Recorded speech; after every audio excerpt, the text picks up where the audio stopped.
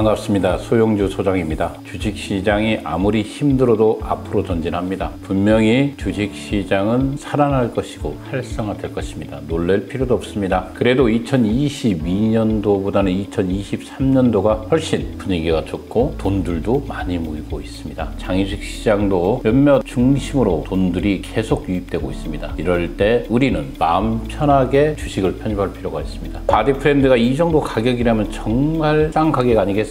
배당이 400원이 넘었습니다. 지금 가격대가 3,000원 언저리에 있다면 정말 마음 편하게 자기 주식에서 편입해도 10% 이상의 수익을 기록하는 종목 아니겠습니까? 저는 개인적으로 이렇게 보고 있고 이러한 종목들은 상당히 많이 있습니다. 비단 바디프렌드를 떠나서 이렇게 운 좋고 기분 좋은 가격에 살 수 있는 주식들이 넘쳐나는 2023년 장기주식, 오늘 또 바이 장기주식입니다. 한 주간에 하면 이슈들을 한번 살펴볼까요? 큐라티스, 오랫동안 방송했던 종목입니다. 드디어 상장 로드맵을 시작했습니다. 증권 신고서들을 제출했죠. 5월 달에 상장을 가겠죠. 이 공모가 상당히 논란이 있었습니다. 현재 공모가 6,500원에서 8,000원 사이 밴드가가 형성됐고 이 안에서 기간의 수요체를 거쳐서 공모가는 결정될 걸로 보고 있습니다. 현재 비상장 주식에 거래되고 있는 큐라티스의 가격이 공모가 밴드 안에 있습니다. 이 밴드 안에 있기 때문에 이 주식 관심 있게 지켜볼 필요가 있겠습니다. 결핵백신의 최강자죠. 또한 mRNA 방식의 온전한 생산 라인을 갖추고 있는 국내 유일한 기업이기도 합니다.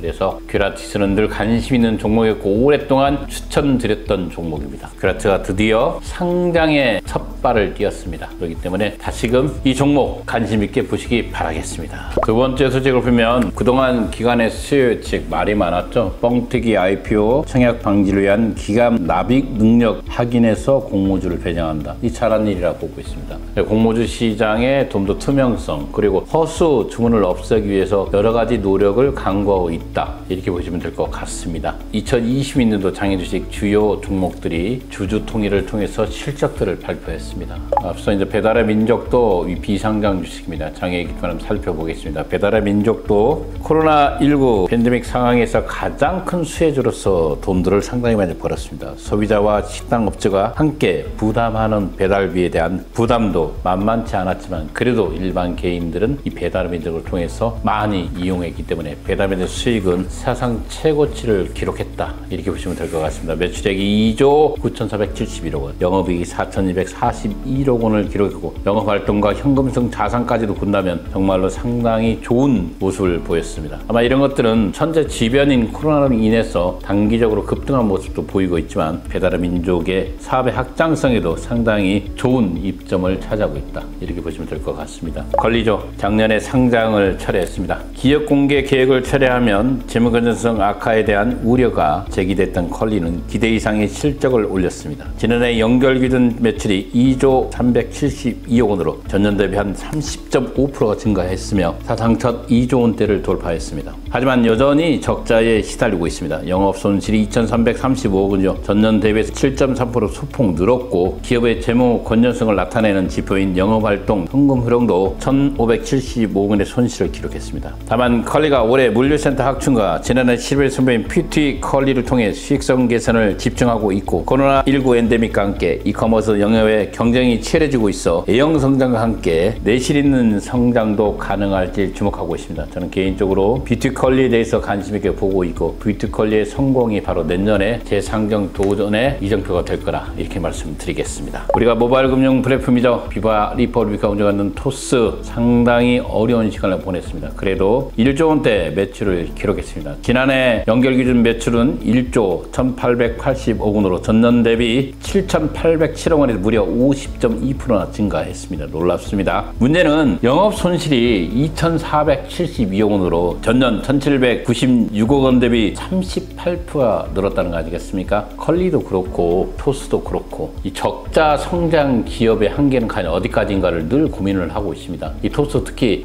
올 하반기에는 흑자로 전환될 가능성이 있는 기업입니다. 그래도 이 적자폭이 둔화되지 않고 계속 증가되고 있는 모습은 기업의 악영향이다. 이렇게 말씀드리겠습니다. 여가 숙박 플랫폼 야놀다도 실적을 발표했습니다. 흑자는 기록했지만 수익성은 나빠졌죠. 연결 기준 매출을 보면 6,040억 원을 벌었고 전년 한 3,300억 대비해서 한 83% 놀라운 성장을 기록했습니다. 그러나 영업이익 부분에서 89%나 줄어든 62억 원을 기록했다는 것은 기업의 빨간불이다, 이렇게 말씀드리겠습니다. 야놀자 클라우드 투자와 인터파크 인수 등으로 지출 비중이 늘은 건 사실입니다. 그러나 야놀자는 올해 여행 플랫폼을 넘어서 클라우드 솔루션 사업 등 포트폴리오 다각화를 통해서 수익성을 강화하는 목표를 세웠지만 2023년도에는 영업이 약화된 수익성 부분을 과연 개선할 것인가에 대해서 눈여겨보시고 투자할 필요가 있겠습니다. 가상자산이죠. 업비트를 운영하고 있는 두나무와 빗썸입니다. 이 빗썸과 두나무의 가격은 이 장외주식 전체 시장의 판도를 흔들 수가 있기 때문에 관심 있게 볼 필요가 있는데, 역시나 가상자산의 부진이죠. 크립토 원터라고 표현합니다. 가상자산의 가격이 급락하고 시장에서 자금이 유출이 지속되는 현상이죠. 이미 이 여파로 인해서 두나무는 지난해 연결기준 매출을 봤을 때 1조 2,492억 원에서 전년 3조 7,040억 원 대비 한 66%가 감소됐습니다. 영업이익도 75.2%나 줄어든 8,101억 원에 머물렀습니다. 빗썸코리아는 매출이 3,201억 원이었습니다. 전년 대비 한 63% 정도 줄었고 영업이익도 79%나 떨어진 1,635억 원에 그쳤습니다. 글로벌 유동성이 축소된 상황에서 테라와 누나의 폭락 또는 FTX의 파산 등이 악엽제로 겹치면서 가상자산 시장이 가장 힘든 2022년도를 보낸 기업군이 되었습니다. 그러나 분명한 것은 이 두 기업들이 다양한 수익성을 추구한다면 2023년도 다시 가상자산 시장이 살아나고 있기 때문에 이 주식들 정말 손에서 놓을 수 없습니다. 계속 지켜볼 필요가 있겠습니다. 마지막으로 2022년도를 결산하는 주주총회를 다녀와서 저는 개인적으로 이 방송을 통해서 가장 많이 방송했던 EVR 수트들을 관심 있게 봤습니다. 사람들이 내년의 상장을 이야기한다. 전년도 매출액이 고작 20억에 불과했다. 그러나 이 회사는 우리가 현재적 자산 가치가 아니라 미래적 자산 가치로 투자한 곳입니다. 특히 주총장에서 게임에 대한 부분이라든가 미래 성장성 부분에 대해서는 오너와 그에 관련된 기술진들이 포진을 해서 설명을 받았습니다. EVR 수트의 가장 큰 관심은 저는 개인적으로 콘솔 게임 무당의 출시입니다. EVR 수트가 개발 중인 콘솔 게임 신작 무당이 글로벌 게임 개발자 컨퍼런스 GDC 2023년에서 언리얼 엔진 5로 개발 중인 리딩 콘텐츠로 소개되었죠. 에픽 게임즈의 세션에서 최신 엔진인 언리얼 엔진 5를 사용해 높은 비주얼과 퀄리티를 제작되고 있는 우수 게임을 소개하면서 바로 EVR 스튜디오의 무당을 글로벌 기대 중 하나로 꼽았습니다. 그만큼 무당은 석정현 작가의 인기 웹툰 무당의 수트를 기반으로 극사실적인 그래픽을 실시간 인터랙션이 가능한 AA급 콘솔 게임입니다. 실제 인물의 특징이 그대로 구현하는 디지털 후면 기술로 허성태, 이용래 등 유명 배우들이 게임 내 캐릭터로 직접 등장하기도 합니다. 이러한 내용들을 EVR 스튜디오 유튜브 채널에서 확인할 수도 있다고 합니다.